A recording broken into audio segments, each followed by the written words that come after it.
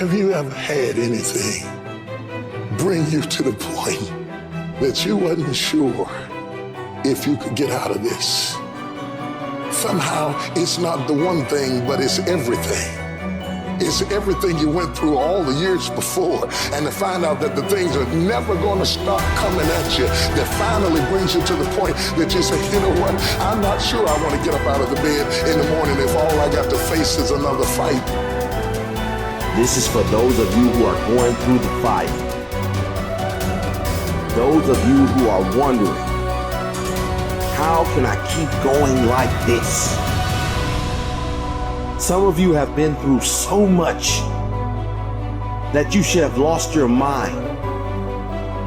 It's all right to fail as long as you fail forward. It's all right, but I need you to have heart, because there's some things you just can't get without perseverance.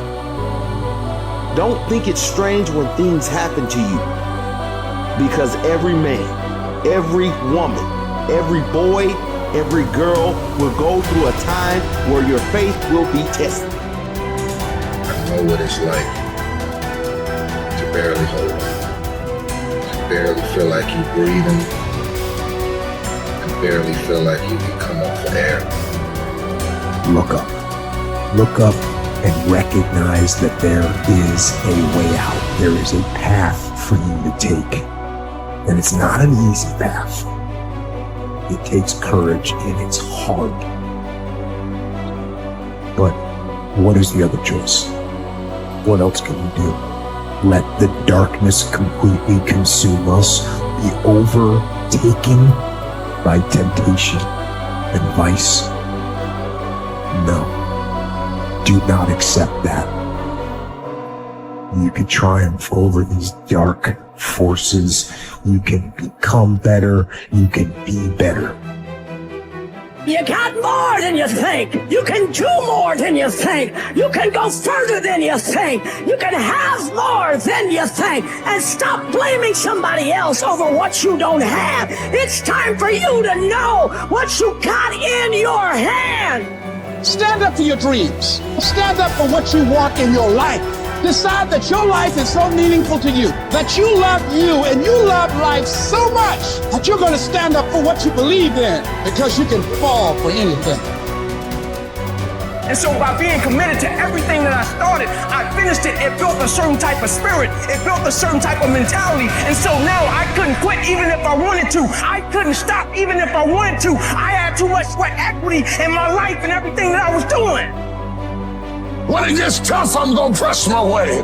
When I get tired, I'm gonna press my way. When it's not convenient, I'm gonna press my way. When my heart is broken, I'm gonna press my way. When I'm rejected, I'm gonna press my way. When I'm broke, I'm gonna press my way. When I'm despaired, I'm gonna press my way.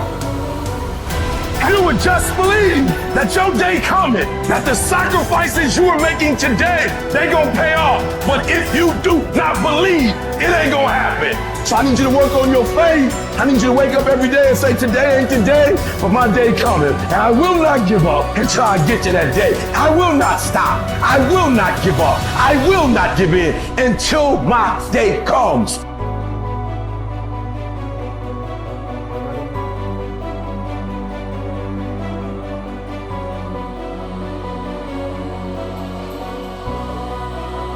This is another concept which has made its rounds in the world, that something else should motivate you to do what you're doing. If what you are doing is significant enough, you don't need any other thing to motivate you. If what you are doing is truly significant to life, why do you need another motivation to make that happen? If you really understand and experience that what you are doing is truly important for every life around you, you don't need a motivation. Life just goes on. See, does your heartbeat need a motivation to keep it going? I'm asking you.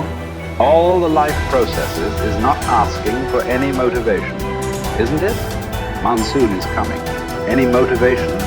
No, it's coming year after year, because the natural process is going on. Simply like that. In you and me, life is on. What I'm telling you is, if you are doing something which is aligned with the fundamental life process of who you are, This can find a million expressions. It need not be just spiritual teaching. It can find a million expressions that what you are doing is aligned with your fundamental life process. Then you will not need anything to motivate you. Simply, as a part of life, it will just happen. How much you do simply depends on how much time you invested on upgrading yourself. The problem with the world right now is people are always trying to upgrade their activity. If you upgrade your activity without upgrading yourself, you are bound to break up somewhere. It's like you went on a Formula One track because you want to be on a fast track, and you went with your Maruti 800. Suppose you hit the right kind of speed. All the four wheels will go in four different directions. It won't hold up. If you want to be in that kind of speed and that kind of track, you must prepare the machine. Upgradation of this one is important. If you upgrade yourself, activity will simply happen. Many people around me, many times think I'm superhuman because of the activity that I perform. This is not about being superhuman. If you explore the possibilities of being human, if you explore the possibilities of the immensity of being human, you will realize you don't have to be a superhuman. Being human itself is super. So you will not need any external drive or some other inspiration. The very process of life will do it.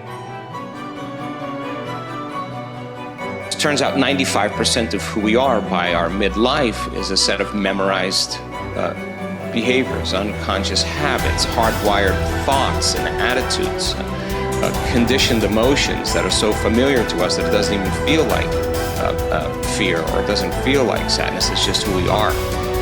It usually takes crisis or trauma or disease or diagnosis or your lowest point in your life where you're knocked to your knees. And for that moment, you actually have a view of yourself outside of yourself. You can see yourself from a different state. The facade, the whole illusion is over. And that's when a person really begins to think about what they've been thinking about. They begin to notice how they speak or how they act. And I think they begin to pay attention to those feelings on a more regular and conscious basis. And the word meditation, I looked this up because when I started my journey, I'm very scientifically minded. The word meditation, the symbol means to become familiar with. So then the first step to change, if you wanted to create a new life, you have to change. To change your personal reality, you have to change your personality. And the first step is consciousness or becoming aware. So the moment you become conscious of your unconscious thoughts, the moment you become aware of your automatic reflexive habits and your emotional reactions, the moment you can become so conscious of those unconscious states of mind and body that you don't go unconscious again, so familiar with those states. And how many times do we have to forget or go unconscious till we no longer forget or go unconscious and we stay conscious? That's lighting a match in a dark place. And most people, when they do meditation, they actually think, when those voices come up and when the chatter starts and those emotions start, they actually think that they're doing their meditation wrong. And I want them to know that they're actually doing it right, because you're coming up against those thoughts that slip by your awareness unnoticed or unchecked by many people. You all of a sudden catch how you speak. And people say, if I really want to be happy, let's think about this. I don't want to complain. I don't want to blame. I don't want to make excuses. I don't want to feel sorry for myself. I'm going to stop that. Now that's breaking a habit of being yourself. That takes a lot of energy and a lot of awareness. And our environment then, the circumstances, our environment are always available for us to think and feel equal to everything in our life, So the environment for many people, as we said earlier, controls the way they think and feel. So when they respond to their coworker, when they respond to the news, when they respond to the traffic in their life, that response causes them to return back to those unconscious programs.